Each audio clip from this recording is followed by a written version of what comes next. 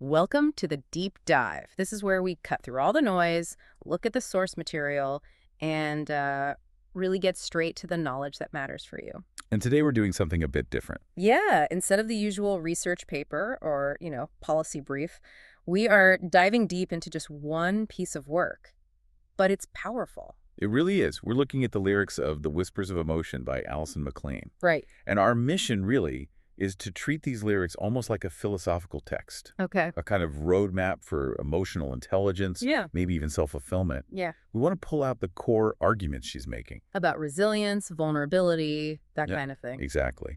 And how they all link to, well, personal peace. It feels like a shortcut to understanding some pretty deep psychological ideas. Okay, let's get into it. McLean doesn't waste any time, does she? The main point seems right there in the chorus, repeated over and over. Absolutely. That central hook, it's a huge claim, really. As we fall in love with ourselves, in that we play, the more we fall in love with life each and every day. And that connection she makes, well, it's probably the most important insight right off the bat. Self-love leading to loving life. Cause and effect. Direct cause and effect, but it's how she frames that self-love. You know, most people think meditation, quiet time. Yeah, introspection. Right. But she throws in this surprising verb, play, in that we play. I admit, when I first read that, it stopped me. Like, wait a minute, this isn't passive acceptance. No. It's active. She connects fulfillment directly to playing. Why play? That feels unexpected. And I think that contrast is where MacLean's genius really lies. Yeah. It shifts self-love from just being a state of mind to being an active, maybe even spontaneous way of engaging with your world.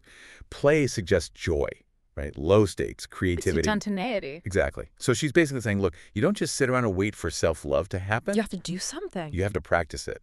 Through joyful, active engagement, the fulfillment you're looking for. It doesn't just land in your lap. It's tied to that choice to actually play. So it's not just believing it internally, it's showing it externally through action. That seems to be the core idea. But okay, before we can get to that joyful, active play, MacLean makes us look at how we handle our emotions. Especially the ones we'd rather ignore. Precisely. She goes right into the mechanics of, emotional processing. Yeah. And she starts with this really fascinating, almost paradoxical image in the first verse. Yeah, she says, the whispers of emotion shield the resilience of our beauty within. Right. But a shield, that sounds heavy, solid. How can whispers, these tiny, subtle feelings, be armor? I think resilience needs something, I don't know, bigger. That's the paradox she's highlighting. It's critical. Most of us think strength means building this huge wall, right, to block out feelings. Sure. MacLean flips that.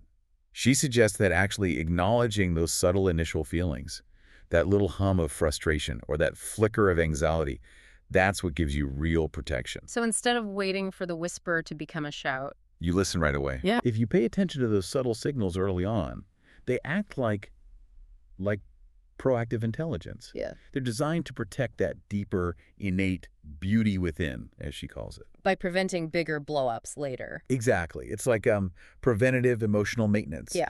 You fix the tiny crack, the whisper, so the whole structure doesn't collapse down the line.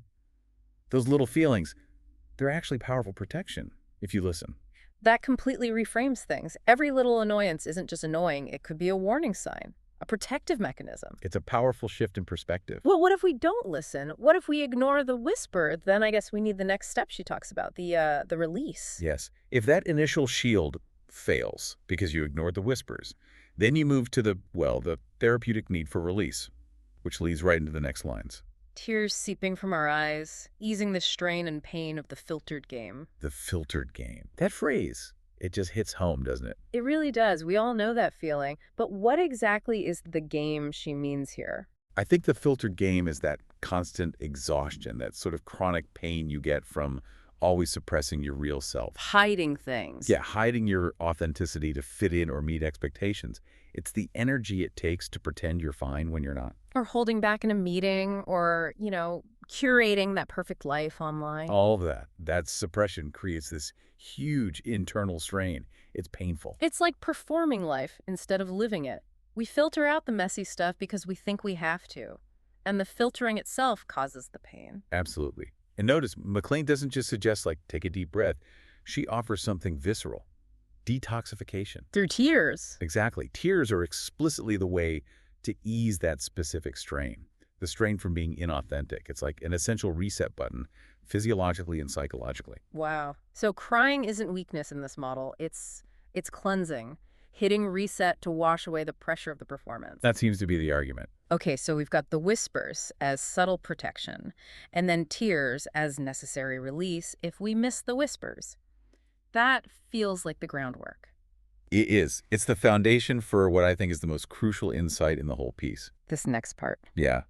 This fundamentally challenges almost everything we're normally taught about strength, about power. This is the real aha moment, I think. She just comes right out and says it. Our strength is in vulnerability. No apologies, no hedging, just boom. And that flies in the face of, well, pretty much everything, right? Strength is usually hardness, stoicism, invulnerability. It's a complete contradiction to the common cultural script. Declaring vulnerability as the source of strength, that's a major paradigm shift. She totally flips it. But why? How does she make that leap? Because usually being vulnerable feels like being exposed, weak, maybe even asking to get hurt. Well, think about growth. Real growth often means shedding old layers, right? Old ideas, old defenses. And you can only really shed those layers when you allow yourself to be truly seen, when you risk being vulnerable. So she frames vulnerability not as weakness, but as the condition that allows growth to happen. The necessary state for change. Yes. And look how she follows it up. Vulnerability is offering us to bloom in our own natural way. That connects right back to the filtered game. You can't bloom naturally if you're constantly filtering and hiding. Exactly. And so vulnerability is like dropping the filter, which then lets the natural growth happen. Think about it practically. In work or relationships, that moment you admit, I don't know, or I need help. Yeah, It's terrifying, right? That's vulnerability. definitely. But it's also the precise moment you open the door to learning something new, or collaborating, or building a deeper connection. McLean is saying that same logic applies inside yourself. When you're honest with yourself about where you really are. When you allow yourself that internal vulnerability, Yeah. you create the fertile ground for your natural way to finally emerge. And the result of letting that natural blooming happen, it's not fame or fortune in her lyrics. It's something simpler, more profound, maybe. It's that comforting conclusion to the verse. Mm-hmm. The reward is this deep internal validation. The line, reminding us all that it's okay. Yes, once you drop the performance, let your authentic self start to bloom, you get this incredible peace.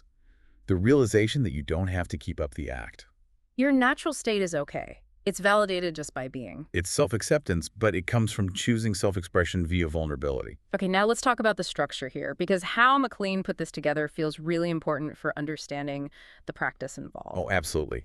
The structure is, it's almost like a ritual. That chorus, the bit about falling in love with ourselves and life through play, she repeats it so much. After every verse, and then the whole outro is basically just that. Right? And that massive repetition, it's not just for musicality. It's doing instructional work. How so? By hammering home fall in love with ourselves, play, and especially that phrase, each and every day, Right, each and every day. it completely takes away any idea that this is a one-and-done achievement. It's not a finish line you cross. Not at all. Hmm. The repetition forces you to see it as cyclical, as a continuous daily commitment.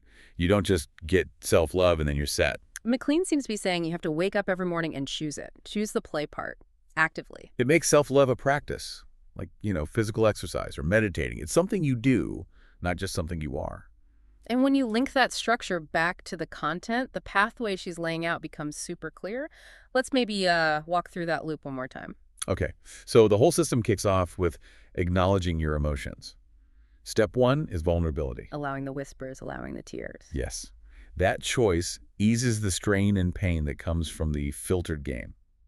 So step one is basically clearing the decks, emotional housekeeping. Got it. Then step two. Easing that strain, dropping the filter, allows for the natural blooming. That's the authentic strength that McLean says we find when we stop performing and hiding. Okay, vulnerability clears the way for natural strength. And step three. Step three is the outcome.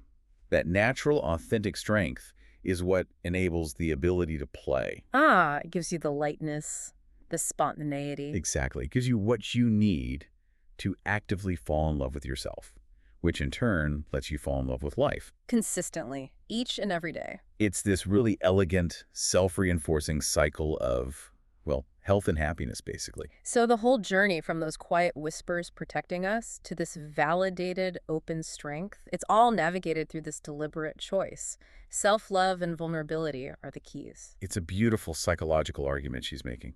The most resilient part of you isn't the hard shell. It's the part you protect by actually listening to your deepest, most fragile feelings. Paradoxically. It's paradoxical but powerful. She's saying true resilience isn't about not having messy feelings. It's the result of hearing them, validating them. And that validation's what gives you the freedom. The freedom to choose play, to embrace life fully every day. Which brings us right back around to that core action. The whole philosophy seems to land on this idea that self-love needs action, needs play. It's not passive. It requires active engagement, joyful movement. So we'll leave you with this question to think about today, pulling it straight from McLean's words. Given that the key she offers for loving life is finding your way to play. In that we play. Right. What specific, active, maybe even joyful role are you carving out in your life right now, today, to practice falling in love with yourself?